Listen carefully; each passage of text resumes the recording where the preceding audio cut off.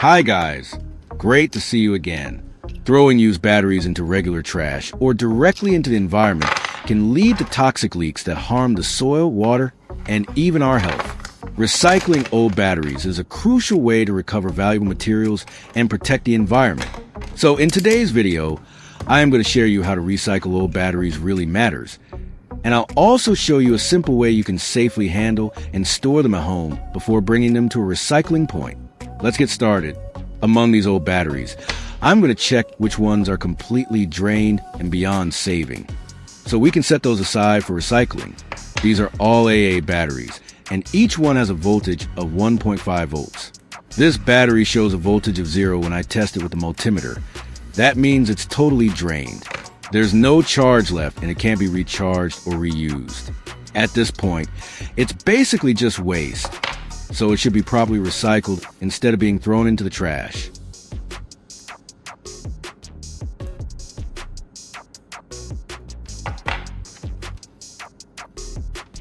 And this last one, same thing. I tested it and the voltage reads 0. It's completely dead, just like the other one. No power left at all, so it's going straight into the recycling pile too. Now that I've sorted out the dead batteries, it's time to move on to the next step, carefully opening them up to remove the inner core. Let's get into it. First, I'll use a pair of pliers to gently grip the outer metal casing. You want to be careful here. Apply just enough pressure to peel back the casing without crushing or breaking the battery open too aggressively.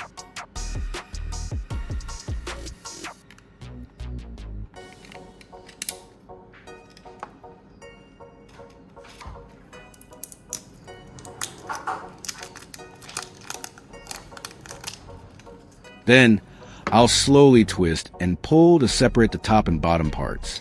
Once the outer shell loosens up, I can start sliding out the inner core. That's the part that holds most of the battery's chemical material. Just a quick reminder, if you're trying this at home, make sure to wear gloves and work in a well-ventilated area. Even with dead batteries, some residue can still be harmful.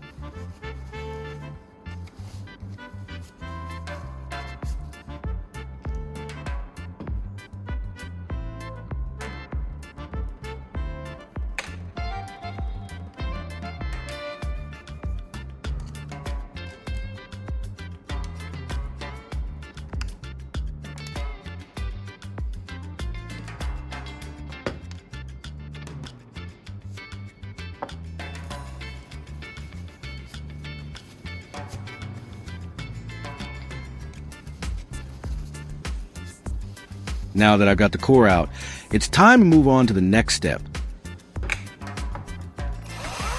Grinding it down into powder. To grind it down more efficiently, I'm going to attach the battery core to a drill and use sandpaper to grind it while it spins.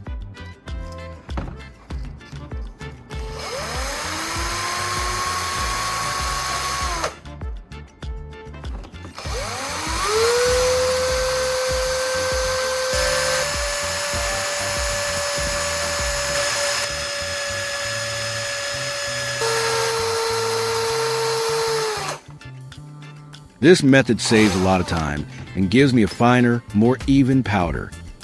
I'll hold the sandpaper steady and gently press it against the spinning core.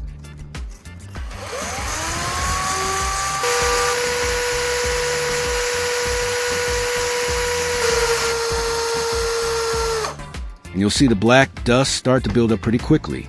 Just like before, make sure you're wearing gloves, a mask, and eye protection. Now I'm going to add some baking soda to the powder. I'm just going to add 1 full spoon of baking soda. That should be enough. It doesn't need to be exact. Just a heaping spoonful is fine. Once it's in, I'll give it a good mix to make sure the baking soda blends evenly with the powder. Baking soda helps neutralize any remaining acidity in the battery dust, making it safer to handle and store. I'll sprinkle a small amount over the powder and gently mix it in. You might even notice a slight reaction, depending on what's still active in the mix. After mixing it all together, the powder takes on a color that looks kind of like cement. Now I'm going to attach this rivet to the wooden piece. First, I'm going to sprinkle a thin layer of the powder mixture onto the wood, just enough to cover the surface where the rivet will sit. Then, I'll carefully place the rivet right on top of it. This way, the mixture fills in any gaps underneath and around the base. Once I add a few drops of super glue, it'll soak in and harden like a rock, locking the rivet firmly in place.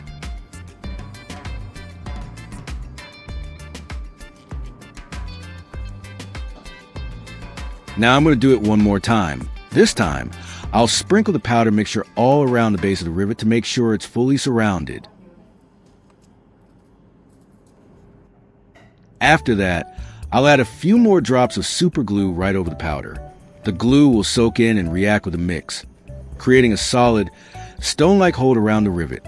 This helps reinforce it and makes the connection even stronger. Now let's move on to this metal file that doesn't have a handle. It's just a bare file for now. So I'm going to fix that by making a custom handle, something that's comfortable to hold and safe to use. I'm going to take a small piece of PVC pipe and line the inside with some tissue paper. The paper helps create a snug fit for the file and also adds a bit of cushion. It keeps the file from wobbling inside the handle and makes it feel more solid when gripping. Next, I'll stick a piece of tape across the bottom of the PVC pipe. This acts like a temporary seal, so that when I pour in the glue later, it won't leak out or stick to the table. It keeps everything clean and makes the process a lot easier to control. And now, I'm going to insert the file into the pipe. I'm pressing it down nice and tight to make sure it's secure, then adding a few more drops of super glue around the base. The glue will seep into the gaps and bond everything together. Once it hardens, the file will be locked in place with a solid, custom-fit handle. Next, I'm going to stuff a few more pieces of tissue paper around the file, filling in any remaining gaps between the file and the inner wall of the pipe. This helps center the file and adds extra grip for the glue to hold on to. The tighter the fit, the stronger the final handle will be.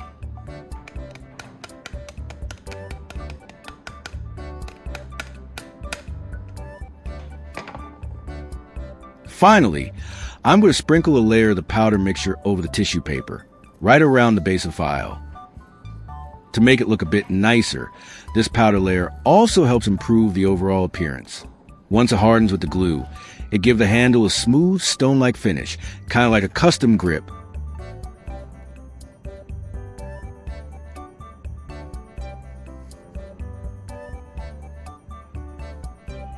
Not only is it functional, but it also gives your DIY tool a clean, finished look.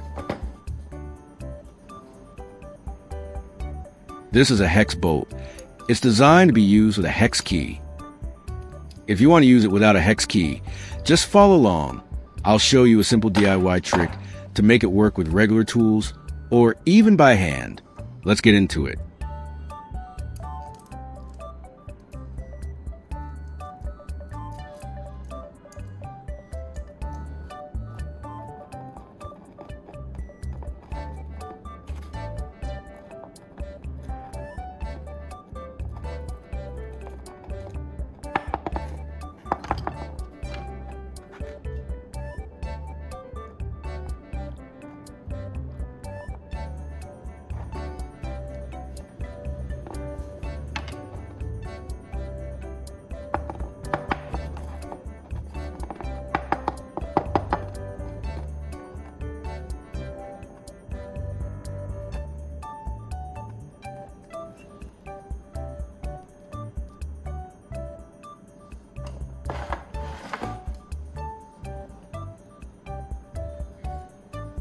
And finally, I've got a cooling fan from an induction cooktop. One of the fan blades is broken, so I'll need to glue it back in place. I'll start by carefully aligning the broken piece to make sure it sits exactly where it was. Then I'll use a strong adhesive, like super glue, to bond it securely. Gotta be precise here, because even a slight imbalance can affect how the fan spins.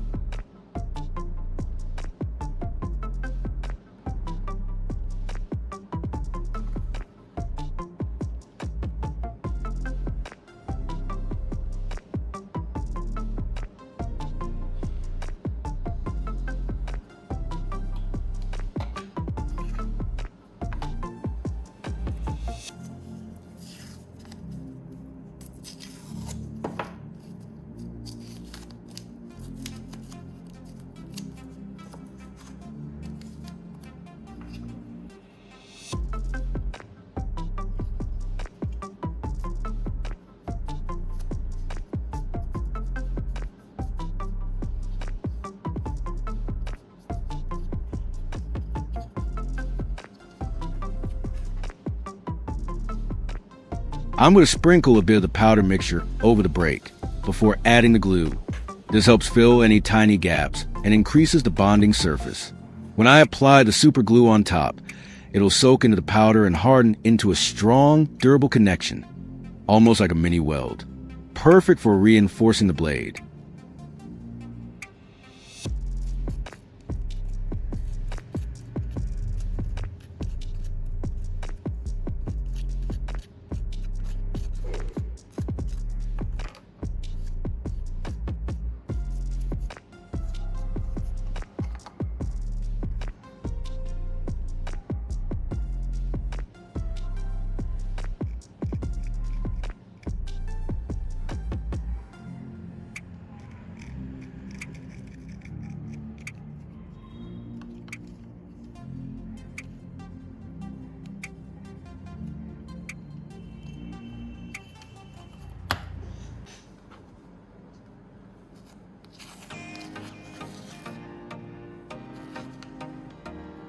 Now I'm going to check the joint between the rivet and the wood.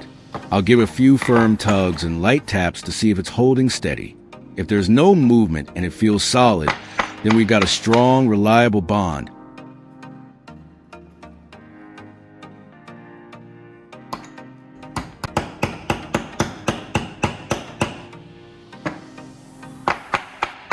Exactly what we want from that cement-like mix and super glue combo. Looks pretty solid so far. Next up, I'm going to test the file handle. The handle feels really solid. There's no wobble at all when I apply pressure. It grips the file tightly, and the hardened mixture inside acts almost like molded plastic or resin. Even with some force, it doesn't shift or twist. Honestly, it feels just as sturdy as a factory-made handle. Maybe even better because it's custom fit.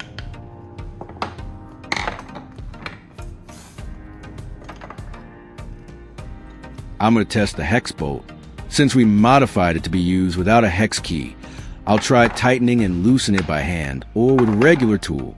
The goal is to see if the grip holds and if it functions smoothly without slipping. If it works well, then the hack is a success.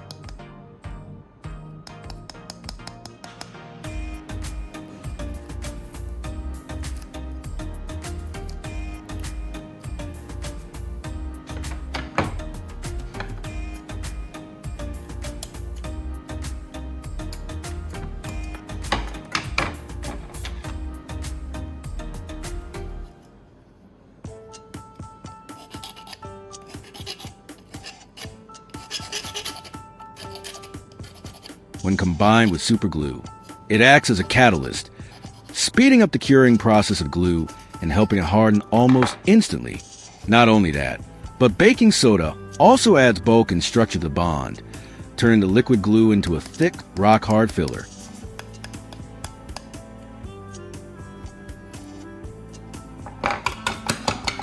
And finally, let's test the fan by connecting it to a motorcycle battery.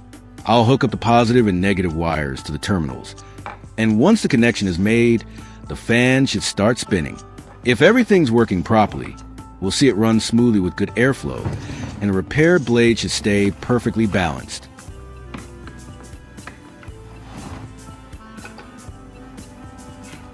Let's fire it up and see how it goes. And there it goes. The fan's spinning nicely, and the airflow feels strong. Most importantly, the repair blade is holding up perfectly. No wobbling, no weird noise, and no vibration. That means the fix worked just like we hoped. Looks like we got ourselves a fully functional cooling fan again. So that wraps it up. Today, we turned some completely dead batteries into a super strong bonding powder, fixed a broken fan blade, gave a handleless file a custom grip, and even made a hex bolt usable without a hex key. And the best part? Almost everything was done with simple tools and recycled materials. If you found this helpful or interesting, don't forget to hit that like button and subscribe for more DIY projects like this. Thanks for watching, and I'll see you in the next one. Baking soda plays a key role in this mixture,